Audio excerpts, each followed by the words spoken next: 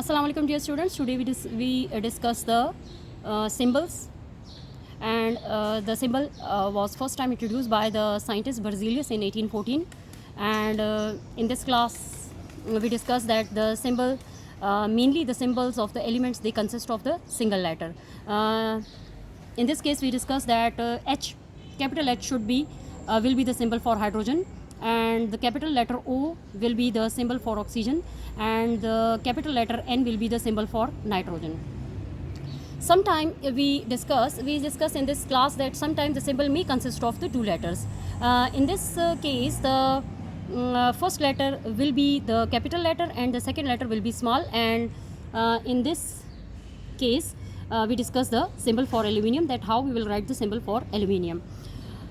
In the third case, we discuss that the symbol may consist of the letters which are taken from the Latin names. That is, in the case of copper, its English name will be the copper, but its Latin name is cuprum. For that reason, the symbol for copper will be Cu. Similarly, in the case of gold, we discussed that the English name of the element is gold, but its Latin name is arum. For that reason, its symbol will be Au. After that, we discuss the definition for a compound, that the compounds, they are the pure substance which consists of two or more different types of elements which are chemically combined in a fixed ratio by mass. That is, in the case of water molecule, we discussed that water molecule is combined, is actually the combination of two elements, that is hydrogen and oxygen, and in the case of water, the ratio for hydrogen and oxygen will be 2 to 1 ratio. And we discuss the structure for a water molecule. Similarly, in the second example, we discuss that here we have another compound, and the name of the compound is hydrogen peroxide. It's very interesting to note that the hydrogen peroxide molecule consists of the same element, but what is the difference over here? The difference is the ratio of the hydrogen and oxygen. We discussed earlier that in the case of water molecule, the ratio is 2 to 1 ratio, but in the case of hydrogen peroxide, the ratio is 2 to 2 ratio. After that, we discussed that the compounds, they are represented by the chemical formulas. What is chemical formula? The chemical formula shows the symbol and the combining ratio of the elements which are present in a compound. After that, we discuss the formula making process, that how we will make the formula of a compound, and the process and the method which we discussed was the crossing over method. And in this method, we discussed that how we crosses the valencies of the different elements, and by crossing the valencies we can get the formula.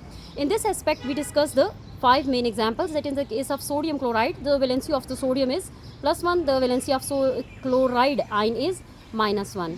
And when we cross the valency of these two symbols, we can see that the +1 and -1, they cancel with each other. As a result, we get the formula of sodium chloride will be sodium NaCl. Similarly, in the second example, we discussed that again the valency of sodium is +1, and CO3 is the carbonate ion. The valency of carbonate ion is -2.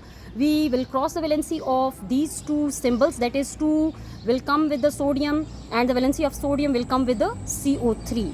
So for that, the 2 will written with the Na and 1 will written with the CO3. No need to write the 1, its CO3 is already in the single form, so no need to mention 1 with the CO3.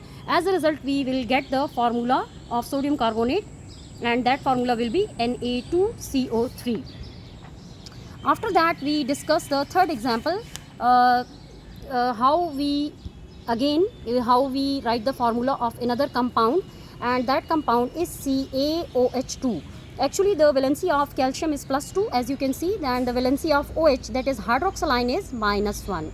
So again, what we will do, we will cross the valency of OH and Ca. So the valency of calcium will be 1, and the valency of calcium ion will go with the OH- ion. So you can see that no need to write the 1 with the calcium because it is already present in the singular form. So no need to write 1 with the Ca.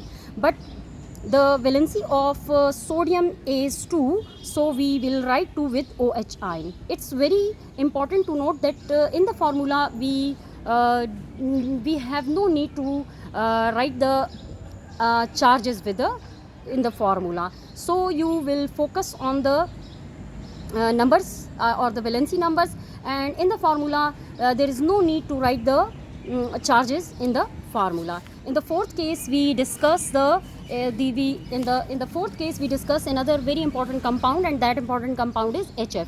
The valency of hydrogen is +1, the valency of fluoride ion is -1.